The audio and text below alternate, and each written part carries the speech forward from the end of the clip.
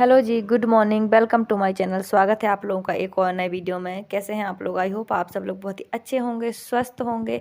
आज का वीडियो सभी हाउसवाइफ के लिए, सभी लेडीज़ के लिए बहुत ज़्यादा हेल्पफुल, बहुत मोटिवेशनल होने वाला है। जितनी भी आपकी प्रॉब्लम है कमाई को लेकर, अर्निंग को लेकर, घर बैठे कमाने का बिना इन्वेस्ट किए, सब प्रॉब्लम का सोल्यूशन आज मिलेगा। तो मैं ये हूँ, ये मेरी मशीन है और ये मेरा घर है, ये काम है। बस इतने एरिया में मैं आपको काम करते दिखाई देती हूँ रोज़ की वीडियो में, क्योंकि इससे ज़्यादा मेरे पास है नहीं है। लेकिन फिर भी मैं किसी चीज़ की मोहताज नहीं हूँ कि मेरे पास बड़ी मशीन नहीं है, बुटीक नहीं है, वगैरह वगैरह कुछ नहीं है। तो जो है इसमें मैं देखिए सक्सेस हूँ, इतना काफ़ी होता है। आपका सक्सेस होना ज़रूरी है, आपका हाई प्रोफेशनल दिखना ज़रूरी नहीं है। तो देखिए ये हैं सूट जो कल आए थे और ये पूरे 7 सूट हैं। जैसे कि मैंने आपसे अभी कहा था 2-3 दिन पहले ही कि सिलाई का काम सीजन के हिसाब से आता है। करवा चौथ के काम पे सिलाई का काम ज़्यादा होता है, दिवाली के फेस्टिवल शादी के टाइम पे होता है, ठंडियों में होता है। लेकिन बरसात में सिलाई का काम नहीं होता है, बिल्कुल ठप रहता है, कोई एक आधा सूट ही होता है। तो जितनी भी लेडीज़ सिलाई करती हैं उन सबको पता होगा कि काम सीजन से ही चलता है। इसी सीजन में अच्छे से आप कमा सकते हैं। और अगर आपको सिलाई की शुरुआत करनी है तो आप अभी करो, आज से करो, क्योंकि अब ठंडी आ रही हैं और ठंडियों में काम बहुत ज़्यादा आता है। और बड़े वाले जो बुटीक होते हैं वहाँ होती है बहुत भीड़, काम जल्दी नहीं मिलता है। तो जैसे हम जैसे आप जैसे जितने भी लोग होते हैं सब जल्दी काम चाहते हैं और कम रेट में चाहते हैं। तो इसलिए वो छोटे टेलर ढूंढते हैं जो घर में काम करते हैं, कम पैसे लेते हैं। तो अगर आपको सिलाई करनी है तो आप अभी शुरू करो, सीजन में शुरू करो, तो काम जल्दी ग्रो करता है, जल्दी पहचान बनती है। तो फ्रेंड मैं आपको दिखा देती हूँ कि ये जो सूट हैं ये 7 सूट हैं और ये कल शाम को आए थे। तो क्या होता है जब बहुत ज़्यादा काम होता है तो वीडियो नहीं डल पाती है, इसलिए कल वीडियो भी बहुत लेट हो गई थी। तो पहले मैं आपको दिखा देती हूँ। सबसे पहले मैं आपको बता दूँ कि मैं बिल्कुल सिंपल सूट का लेती हूँ 250 रुपये और हमारे यहाँ बाज़ार में लगती है उसके 500। और अस्तर वाले के लेती हूँ मैं 500, जो बाज़ार में लगते हैं 700।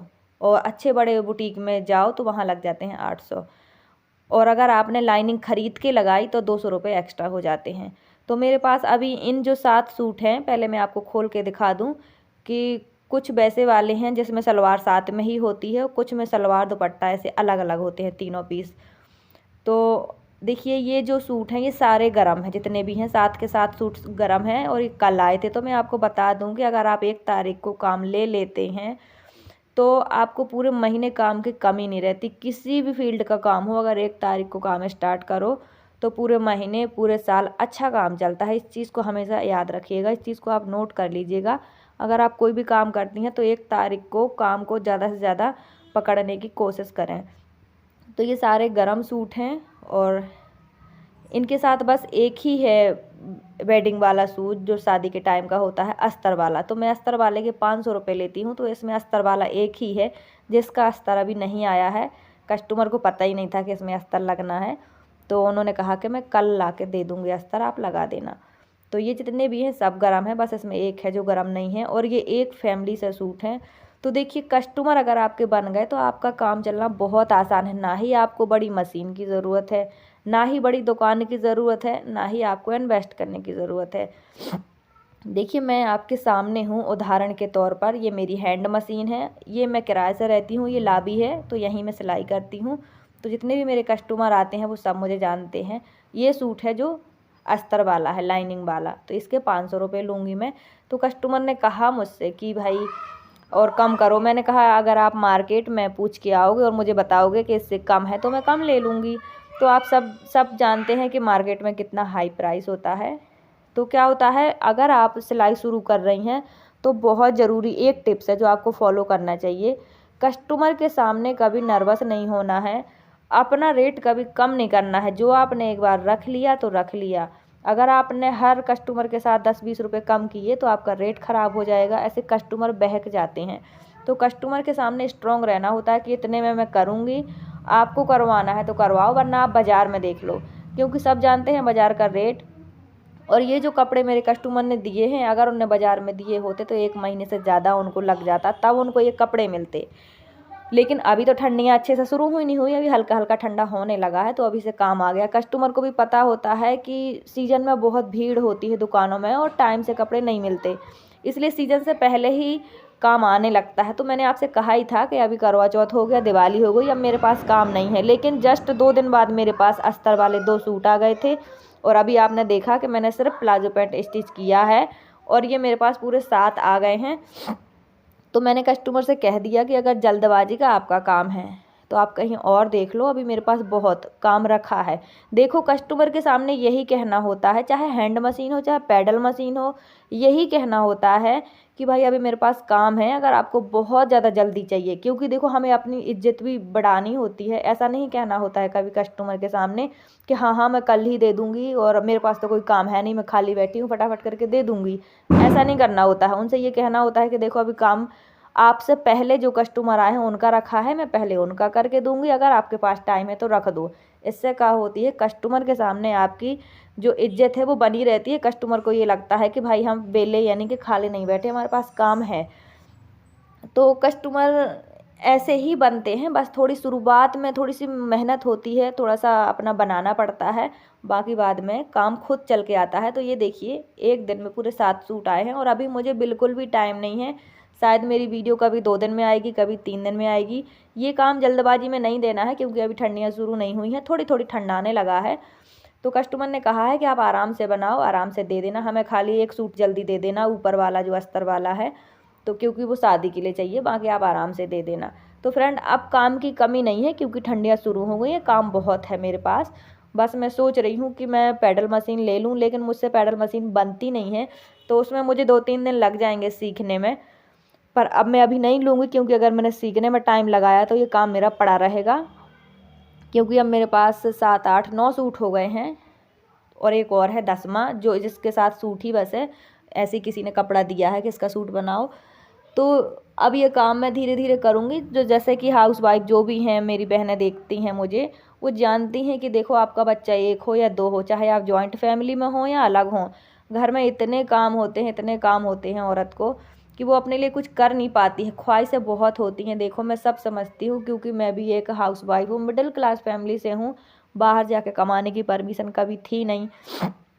और अब जब काम आने लगा है तो घर के इतने काम आड़े आते हैं, मैं बता नहीं सकती आपको। कि देखो 3 बजे बच्चे आते हैं तो उनमें उलझ जाती हूँ, उसके पहले दिन भर घर का काम होता है और इतनी ज़्यादा बिजी रहती हूँ कि अपने लिए मेरे पास टाइम नहीं होता है। पहले मैं हर मंगलवार मंदिर जाती थी, अब नहीं जा पाती हूँ।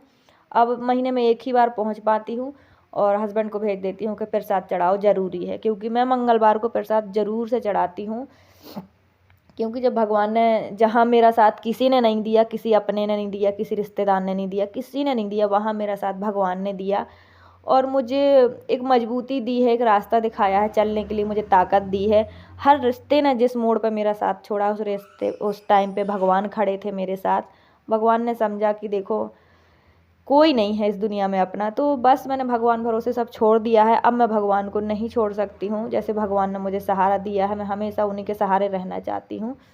तो बस यही होता है फ्रेंड, कोई ना कोई आपको रास्ता अगर एक बार मिल गया कमाने का तो उस रास्ते को कभी ना छोड़ो।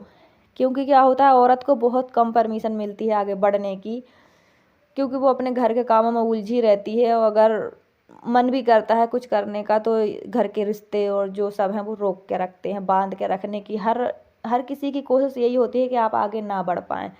तो फ्रेंड मैं आपके सामने पूरा उदाहरण हूँ। देखो अगर आपको काम आता है, चाहे वो पार्लर का हो, स्टिचिंग का हो, किसी भी फील्ड का काम हो, अगर काम आपको आता है ना, तो कोई चीज़ मैटर नहीं करती कि आपके पास चीज़ जो है वो हाई प्रोफेशनल की है कि नहीं है। मतलब दिखावे की कोई ज़रूरत नहीं है। जितने भी मेरे भाई बहन मुझे देखते हैं, अगर आप में टैलेंट है ना तो आपको दिखावे की ज़रूरत नहीं है। देखिए मेरे पास जो मशीन है वो मेरे सारे के सारे कस्टमर देखते हैं, घर आते हैं, उन्हें मेरी मशीन से कोई लेना देना नहीं है। वो जानते हैं कि मैं किराए से रहती हूँ, मैं परदेश में हूँ, उन्हें कोई फ़र्क नहीं पड़ता इस सब से कि मैं किस मशीन से कपड़े सिलती हूँ, किस जगह बैठती हूँ, किस जगह काटती हूँ, उन्हें कोई फ़र्क नहीं है। वो उन्हें बस इतना पता है कि देखो मैं उनका काम अच्छी फिनिशिंग से फिटिंग के साथ करके देती हूँ, बस उन्हें इतना ही चाहिए। चाहे वो बड़े टेलर के पास जाएँ, चाहे वो छोटे टेलर के। और मेरा व्यवहार अच्छा है, मैं किसी के घर आती जाती नहीं हूँ, कोई मतलब नहीं है। जिसका सिल गया वो अपना ले जाएगा, जिसको देना होगा वो दे जाएगा। तो मेरा ऐसा हमेशा से रहा है, इतने साल हो गया मुझे यहाँ रहते रहते, मेरा कभी भी किसी के घर आना जाना कभी नहीं रहा है। तो इस तरह का मेरा नेचर है, जिसको मुझसे काम है वो मेरे पास आ जाए। और मैं पूरी ईमानदारी से काम अच्छा करके देती हूँ। और जो भी कपड़ा बचता है मैं कस्टमर के ड्रेस के साथ उनका कपड़ा वापस दे देती हूँ, ताकि उनको विश्वास रहे कि उनका कपड़ा जो भी बचता है वो उन्हें मिल जाता है। तो ये सब बातें होती हैं फ्रेंड, जो हमें फॉलो करनी होती है, तब हमारा काम चलता है। मेरे बहुत सारे कस्टमर तो मेरे इस काम से खुश रहते हैं कि मैं उन्हें स्क्रंचीज़ बना के देती हूँ, यानी कि जो भी उनकी ड्रेस बनाती हूँ ना, उसकी मैचिंग का एक स्क्रंचीज़ बनाती हूँ बालों में लगाने के लिए। इससे मेरे कस्टमर बहुत खुश रहते हैं, कहते हैं मैचिंग का हम सूट पहनते हैं, मैचिंग का दुपट्टा, और मैचिंग के ही हमारे बालों में रबड़ बैंड होता है। तो ये सब चीज़ें होती हैं जो आपको कस्टमर को अट्रैक्ट करना होता है, और कस्टमर के साथ हमेशा अच्छा व्यवहार रखना चाहिए। जब मेरे कस्टमर आते हैं तो मेरे पास कुर्सी तो है नहीं, आपने देखी है मेरा घर, तो मैं अपनी इसी बेड पे बैठा लेती हूँ, चाय पानी को पूछती हूँ। तो व्यवहार अच्छा होना चाहिए, कस्टमर चाहे जैसा व्यवहार करे उसके साथ हमेशा प्यार से पेश आना चाहिए, थोड़ा पेशेंस रखना चाहिए अपने काम में। तो देखो, जब मैंने शुरुआत की थी वो स्टोरी तो आप जानते हो कि कितनी बुरी है मेरी, लेकिन आज आप देख सकते हो कि ना मैं काम की मोहताज हूँ और ना मैं किसी चीज़ की हूँ। भगवान की कृपा से सब अच्छा है। भगवान भरोसे छोड़ के काम करना सीखो। आप में से जो भी आगे बढ़ना चाहता है ना, आसपास के लोगों को मत देखो कि कौन फेल है, कौन पास है, कौन सा काम चलेगा, कौन सा नहीं चलेगा। बहुत सारी बहनें चैनल खोलने से पहले मुझे मतलब कि कमेंट करके बताती हैं हमारा चलेगा कि नहीं चलेगा। अरे भाई, जब आप खोलोगे करोगे तब तो पता चलेगा चलेगा। हर काम में जब तक आप 6 महीने का टाइम नहीं देते तब तक पास फेल का नतीजा नहीं होता है। तो जितने भी मेरे भाई बहन मुझे देखते हैं, जिसके अंदर जो भी टैलेंट हो, चाहे चैलेंज चलाने का हो, चाहे पार्लर से रिलेटिव हो, अपनी बुटीक से रिलेटिव हो, कुछ भी हो, आप कम से कम लागत में अपने काम को करने की कोशिश करो। क्योंकि देखो, मिडिल क्लास के जो लोग होते हैं, सबसे बड़ी प्रॉब्लम तो उनकी यही होती है कि उनके पास लागत के लिए पैसा नहीं होता है। ठीक है, तो मेन प्रॉब्लम होती है पैसा। और जो मेरे जैसी औरतें होती हैं वो होती हैं परेशान घर गृहस्थी से, कि उनको काम पूरे करने पड़ते हैं, लेकिन उन्हें पैसों के लिए दूसरों के सामने हाथ फैलाने पड़ते हैं, करने की कोई परमिशन नहीं मिलती है। बस यही सब प्रॉब्लम होती है जो मेरी थी। देखो, वही सब की है, हर औरत की यही कहानी है। जितने लोग सामने से देखते हैं ना कि ये सुखी है, इनके पास पैसा है, घर है, मकान है, गाड़ी है, ऐसा कुछ होता नहीं है। एग्जैक्टली जब अंदर से हम देखते हैं ना औरत को पर्सनली, तो पता चलता है कि उसकी लाइफ में कितने झमेले हैं। हर औरत चाहती है कि वो खुद कमाए, अपने पैरों पे खड़ी हो। और औरत को जब कमाने का करने का मौका मिलता है ना, तो वो अपना 100% देती है, अपने घर के झाड़ू पोछा, परिवार भी संभाल लेती है और काम भी संभाल लेती है। जबकि आदमी ऐसा नहीं कर पाता है। आदमी अगर बाहर का काम करता है तो घर का कोई काम नहीं कर पाता है। मुश्किल से वो सब्जी लाते हैं, उसमें ही उनके 1000 नखड़े होते हैं।